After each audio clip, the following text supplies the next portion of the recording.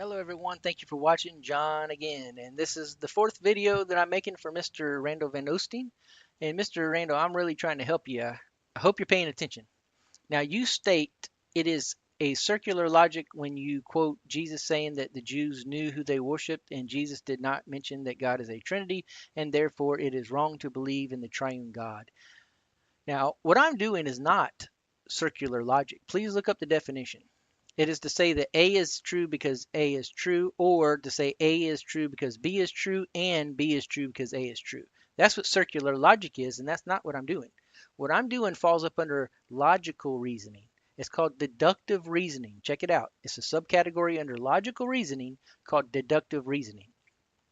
And what I'm saying is the conclusion that God is the Father alone must be true because the premise that the Jews know God.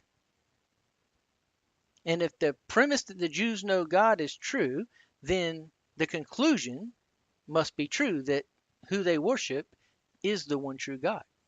That's called, again, deductive reasoning. The conclusion based on the premise must be true. So, therefore, again, unless you do not recognize Scripture as the authority, which you should, unless you're an atheist. I understand atheists believe that speaking of Scripture as an authority is circular reasoning, but you should not. Now, again, if the Jews are said to know God, know who they worship by both God and Jesus, and you agree that Scripture is the authority, then that's true. And when we look at who they worship, right, if that premise is true, then who they worship should be the one true God. In that, if God is the Father alone, then that's true. If God is a Trinity, then that is true. However, when we look at the Jewish people, what we see is they worship the Father alone.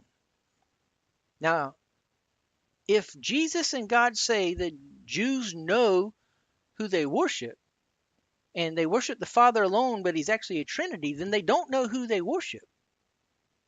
So please, it's not circular logic. It is logical reasoning, subcategory, deductive reasoning. Please look it up. And then understand that if Jesus and God both say the Jews know who they worship, then that means that who they worship is the true God, and that is the Father alone. Now, you go on to say what I fail to mention is that the numerous times that Jesus claimed that he and the Father are one. Well, you tell me then, what are the numerous times? I do know he says the Father and I are one. He doesn't say one God or one being. And then he goes on to say how he wants us all to be one in the exact same way that he and the Father are one, so that we may all be one together.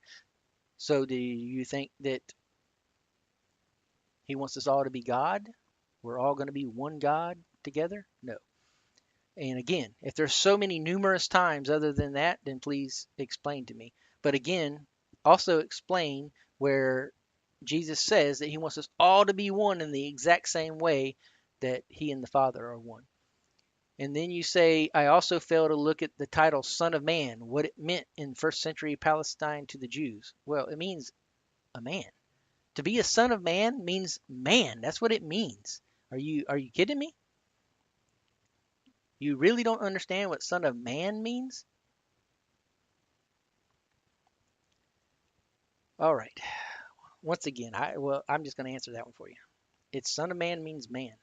And one like the son of man approached the ancient of days. The ancient of days was God. The son of man was the one that approached him. That was the Messiah. And again, he was given power and authority over all except for God. But son of man still means man. Even in first century Palestine, it meant man.